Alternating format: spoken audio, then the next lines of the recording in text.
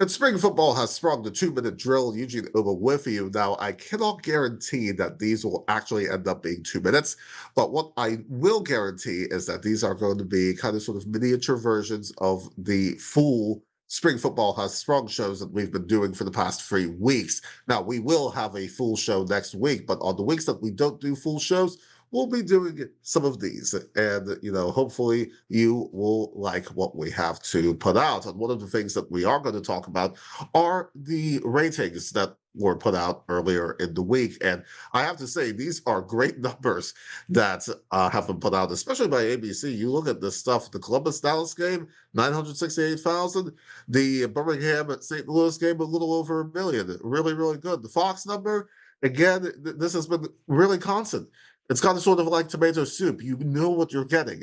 You know what you're getting with that number. So I don't really worry about the Friday numbers. It's the other numbers that you have to kind of sort of look at really in detail and see. And it's remarkable what the ABC numbers really, really were in this, and especially against the Masters. Now, I've pointed out on the show last week that the comparison, yes, it's fun to compare the UFL to other sports properties. But I think the real comparison should be to NFL preseason games. Now, preseason games in the NFL last year got a little over 2 million viewers. So for the UFL to get the kind of numbers that it did this week, I think is just remarkable.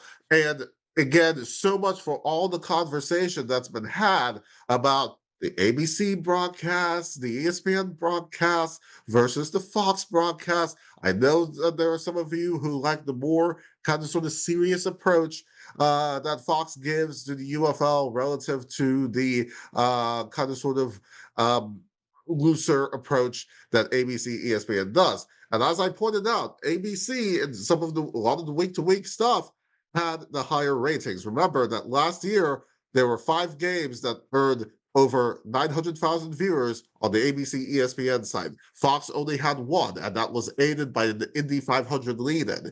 So again, when I look at this, you guys can complain, some of you guys can complain all you like about all the FanDuel and DraftKings and betting and the over-under, that sort of thing, too many sideline interviews, whatever the case may be. You can complain about the style all you want.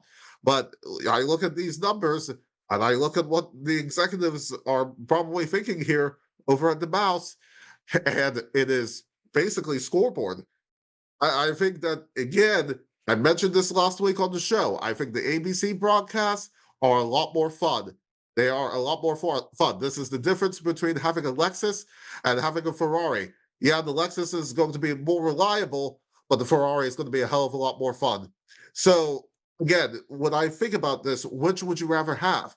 I think the end justifies the means in all of this. And it's, as I said, I think that if betting is the way to talk about these games and bring casual fans into the fold, which is what this league really, really needs, especially if you look at the attendance front of it, then so be it. So I like what ABC is doing, and the numbers, I think, prove that tremendously.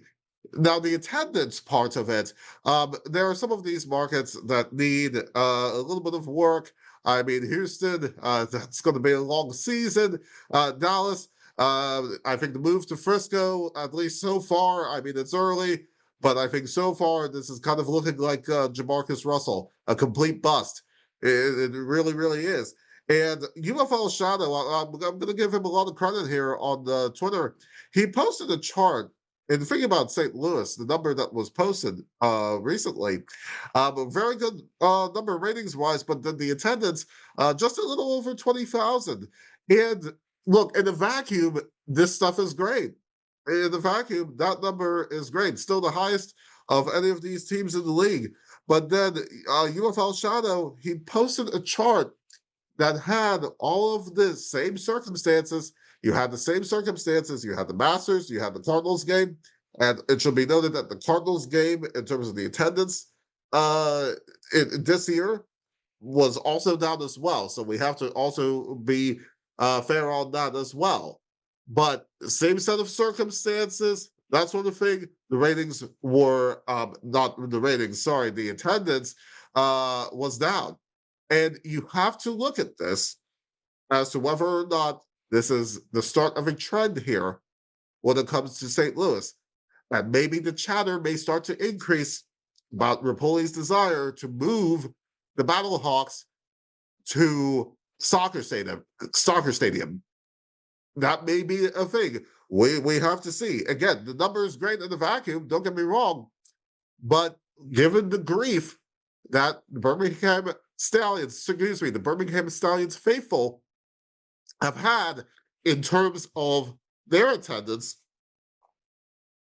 then it starts to be, you start to wonder whether Birmingham really got sort of a bad rap, a little too much of a bad rap in all of this. And I'm somebody who's just as guilty of calling out to a certain degree the Stallions faithful in terms of their attendance. I mean, championship teams, there's a saying that goes, when you win, you have friends. So yes, you should have more people coming out, but there is potential that Birmingham, their game, could very well exceed a lot of their numbers and also maybe exceed this Battlehawks number. So we have to see, is 20,000 the new floor for the Battlehawks? Maybe the Nelly concert did make a difference in terms of the number. But also one thing that may be interesting to point out as well is gas prices. You hear a lot about that in the news. And what I found interesting, there was this stuff that I looked up. In February of 2020, when the Battlehawks started, when the league was the XFL, the gas price was $2.13. In March of 2026, the start of this season, which now, of course, the UFL, it is $3.47. So, again, that's quite a bit of an increase, 63% increase. And, have people gotten even a 63% raise in terms of their salaries? Think about that this way. So, maybe that's a factor, who knows? But it is certainly food for thought, especially when it comes to live entertainment, going to sporting events, going to the movies, that sort of thing. These are luxuries. So, who knows? We have to see about this one. So again, this is really all the more reason that the league should really hold the line on ticket prices when it comes to these games. Keep them cheap, keep them affordable, and you have people come out. I've said many times, and I'll beat this like a drum, I think that young college students is the growth strategy for this league. I really, really do. And the league should really be engaging. And I see this in some ways, but there should be even more engagement of college students when it comes to growing this league.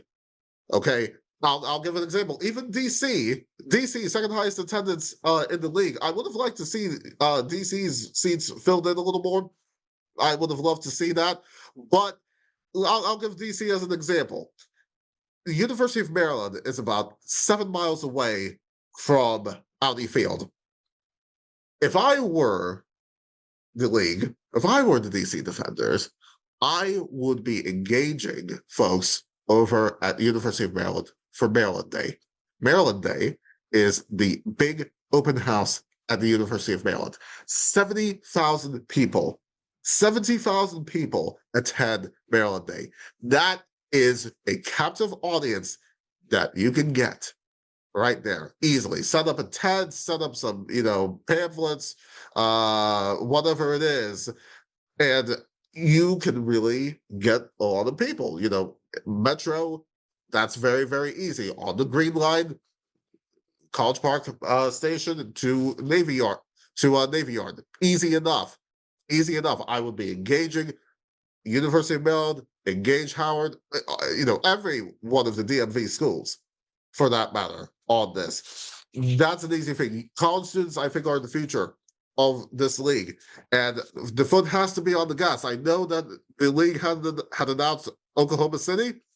And I think that's great. But it's as I've said, folks, we've seen how spring football leagues have been over these past few decades. The road to hell is paved with good intentions.